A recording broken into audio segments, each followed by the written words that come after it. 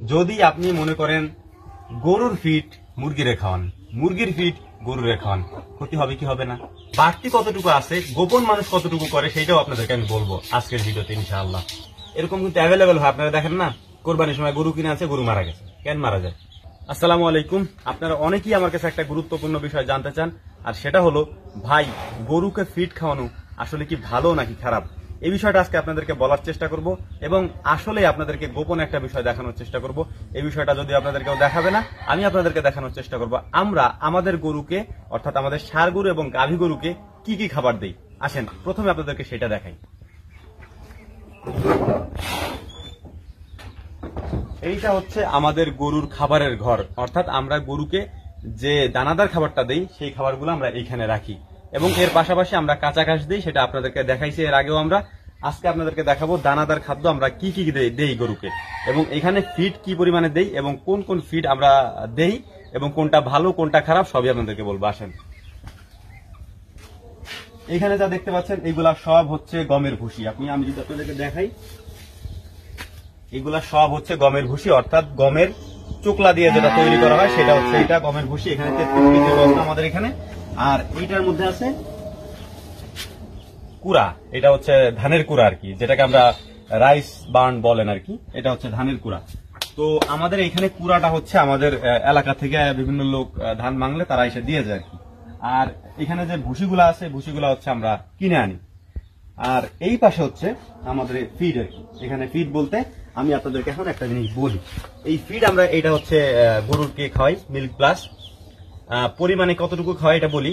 যদি কোনো গরুকে আমরা 3 কেজি পরিমাণে ভুসি দেই, সেই গরুকে আমরা 1 কেজি ফিড দেই। 3 কেজি ভুসি, 1 কেজি ফিড, এবং এর সাথে 1 কেজি ধানের কুড়া, এর বাইরে আর কাঁচা ঘাস, এর বাইরে আমরা কোনো খাবার গরুকে দেই না। কোন ধরনের এই যে আপনারা যা দেখেন ভুট্টার গুঁড়া, হ্যানের গুঁড়া, তেনের গুঁড়া, হাবি জাবি, এতগুলা খাবার বানায় দেয় আর কি। হ্যাঁ, আমরা এর কোনো কিছুই দেয় না। 1 কেজি ফিড দিব, 3 কেজি ভুসি দিব, 1 কেজি কুড়া দিব, ব্যাস শেষ। হ্যাঁ, আমাদের মাপার একটা সিস্টেম আছে, এখানে আমাদের আছে যে মগ আছে। হ্যাঁ, এই মগে এক মগ করে দিই, এটা হাফ কেজির একটা মগ। এক মগ ভরে দিলে হাফ কেজি হয় এটা আর কি। তো 2 মগ দিলে 1 কেজি হয়।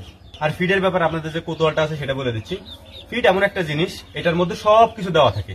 আপনি যদি আপনার এলাকায় এই উপাদানগুলো খুঁজে খুঁজে ফিড বানাইতে চান, বানাইতে পারেন। যদি আপনাদের এলাকায় থাকে তাহলে এইটা দিয়ে আপনি একটা খাবার তৈরি করতে পারেন, দানাদার খাবার, এটা আপনি করতেই পারেন। কিন্তু বিশেষত সব এলাকায় এই খাবারগুলো থাকে না। যেমন ধরেন, আপনি হাড়ের গুঁড়া, যেটা ক্যালসিয়ামের জন্য খুবই গুরুত্বপূর্ণ গরুর জন্য, সেইটা আপনি আপনার এলাকায় খুঁজে পাবেন না।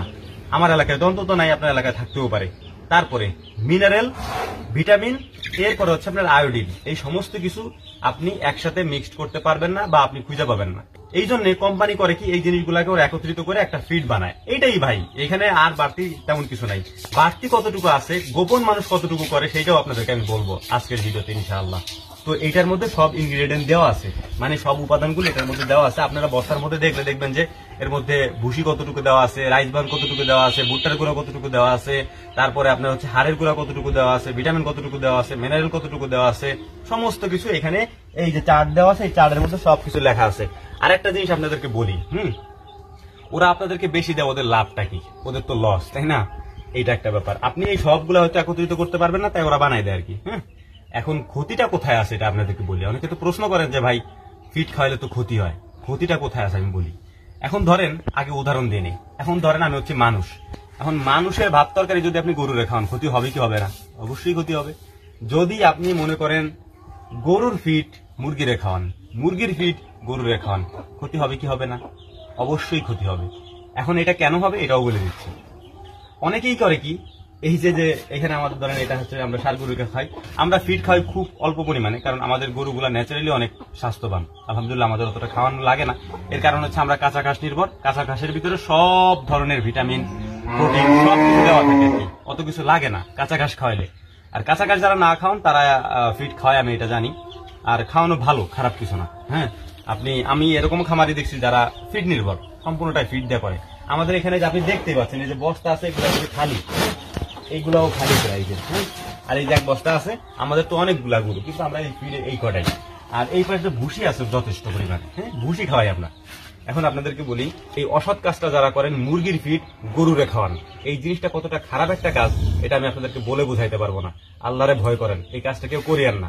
লস কিন্তু আলটিমেটলি আপনারই হবে। আপনি যদি কোনোভাবে কুরবানিতে বা কোনো একটা অনুষ্ঠানে গরুটা না বিক্রি করতে পারেন, 1-1.5 মাস পরে টাইম দেওয়ার পরে, ওই টাইম পরে কিন্তু গরু মারা যাবে। এরকম কিন্তু অ্যাভেলেবেল হয়, আপনারা দেখেন না, কোরবানির সময় গরু কিনে আছে, গরু মারা গেছে। কেন মারা যায়? অতিরিক্ত পরিমাণে এই জিনিসগুলো করার কারণে এই কাজটা হয় আর কি। তো ফিড আপনি খাওয়াবেন, ফিড আপনার খাওয়ানোই লাগবে, কারণ যদি আপনার এক্সট্রা গ্রোথের দরকার হয়, এক্সট্রা একটু দুধের দরকার হয়, তাহলে অবশ্যই এই জিনিসগুলো আপনার লাগবে, কারণ এই সমস্ত উপাদানগুলো আপনি এক জায়গায় জড়ো করতে পারবেন না, এটা সম্ভব না, পসিবল না, কারণ সব এলাকায় এগুলো পাওয়া যায় না। তো পজিটিভ দিকটাও আপনাদেরকে বললাম, নেগেটিভ দিকটাও আপনাদেরকে বললাম। অতিরিক্ত কোনো জিনিসই ভালো না, এটা আপনারা জানেন, এবং এক জিনিসের জিনিস অন্য, মানে একটা পশুর জিনিস অন্য পশুকে খাওয়াইলে ক্ষতিটা হবে, এটাই স্বাভাবিক। তো আশা করি কথাগুলো বুঝতে পেরেছেন। আল্লাহ তাআলা এগুলো আমাদেরকে বোঝার তৌফিক দান করুন এবং এইসব অসৎ পথ থেকে আমাদেরকে বিরত থাকার তৌফিক দান করুন। ওয়া তাওফীকি ইল্লা বিল্লাহ। নাসরুম মিনাল্লাহি ফাতহুন কারীব ওয়া আখিরু দাওয়ানা আনিল হামদুলিল্লাহি রাব্বিল আলামিন। আসসালামু আলাইকুম ওয়া রাহমাতুল্লাহি তাআলা ওয়া বারাকাতুহু।